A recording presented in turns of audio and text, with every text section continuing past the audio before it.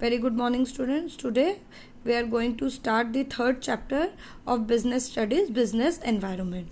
Now, what do you mean by environment? It is the surrounding or condition in which a person, animal or plant lives.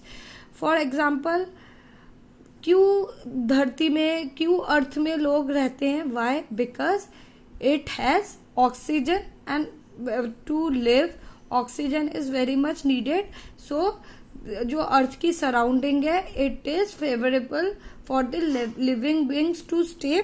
Same way business की environment की भी business की भी एक environment होती है और उस एनवायरनमेंट के कुछ फैक्टर्स होते हैं.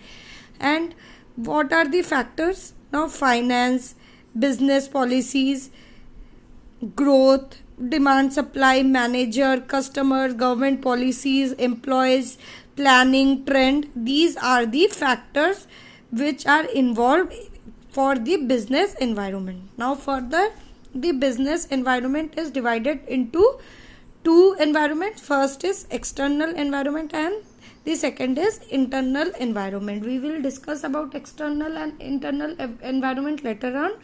Right now I am going to explain the features of business environment. Now, totality of external forces. It is the sum total of external forces such as investors, finance, customers, government policies and business has no control on it. That is why it is nature is of totality. Now, see, government policy हो गए, investors हो गए, finances हो गए. These are the factors which are involved but not from inside the organization. They are working from outside the business. They are equally important but इनके ऊपर business का कोई जो है कोई भी इनके ऊपर बस नहीं चलता. Investors, finance, customers, they are the external factors for a better functioning of the business. And इनके ऊपर जो है कोई कंट्रोल नहीं होता बिजनेस का. बिजनेस इनके ऊपर कोई एम्पावरमेंट, कोई पावर अपना यूज नहीं कर सकता. They are totally the external forces of the business. Now second is specific and general forces. Now further external forces are divided into two parts. First is specific forces. Now this will affect the business of an industry separately. Example, customer, supplier, competitive firms, investors, etc. Now take the example of Sunsilk and Pantene. ये दोनों ही they are the two different companies who are dealing with the hair product. ये दोनों ही shampoo conditioners बनाते हैं. Now take the example of Pantene. Pantene का जो है प्रोडक्ट बहुत ही अच्छा है. Customers are liking it. As the customers are liking it, as the goodwill of the organisation is more. Investors are investing on it. Now what is happening? इससे दो ही फर्म्स अफेक्टेड है, that is Sunsilk and Pantene. इससे क्या हो रहा है? Pantene का ग्रोथ बढ़ रहा है, पैंटीन का प्रोडक्शन ज़्यादा हो रहा है,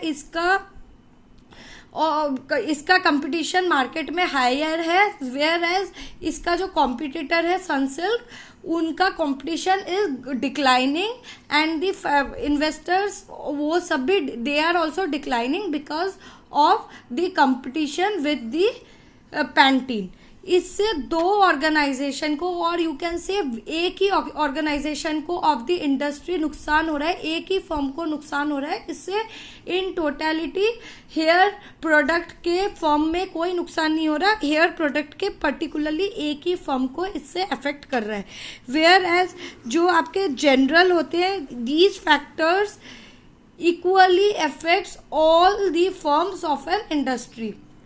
अब इसके कौन और इनके सिचुएशन क्या होते हैं? Social, political, legal and technical situation. Now again take the example of hair product only. अब आप सोचिए, हेयर प्रोडक्ट का जो प्रोडक्शन की पॉलिसीज थी उसमें चेंज हो गए. गवर्नमेंट ने कोई नया रूल्स एंड रेगुलेशन इम्प्लीमेंट कर दिए. ठीक है, कोई लीगल उसके ऊपर कोई केस हो गया. इससे क्या हुआ? जो है ओवरऑल इन सारे फैक्टर से, that is social, political, legal and technical, हाँ, प्रोडक्शन का वे चेंज हो गया. इससे क्या हुआ, ओवरऑल हेयर केयर के, हेयर प्रोडक्ट के सारे कंपनीज को इसने अफेक्ट किया. Not only a single organisation और फर्म, इसने सारे हेयर प्रोडक्ट को जो है इससे नुकसान हुआ या इसने अफेक्ट किया.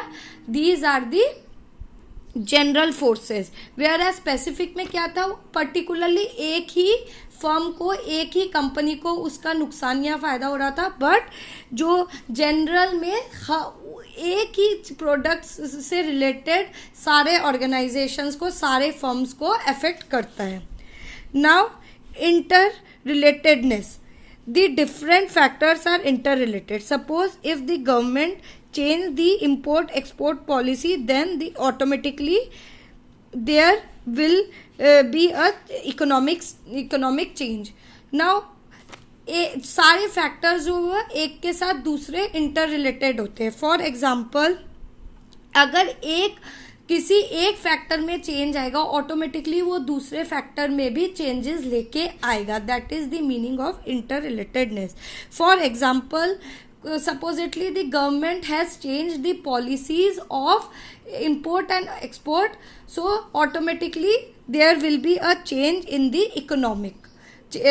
इकोनॉमी में भी चेंज आएगा. फॉर एग्जाम्पल, एक्सपोर्ट और इम्पोर्ट के चेंज में कुछ गवर्नमेंट ने कोई चेंजेस लेके आ गए, उससे क्या हुआ, एक्सपोर्ट और इम्पोर्ट जो है वो कम हो गया. Automatically there will be a fall in the economic. So that is why the forces are interrelated. Now fourth is dynamic in change in nature. See, as we know that in business everything is changing, so we all know that business environment is a mixture, many factors, and change is one or the other factors continue to take place.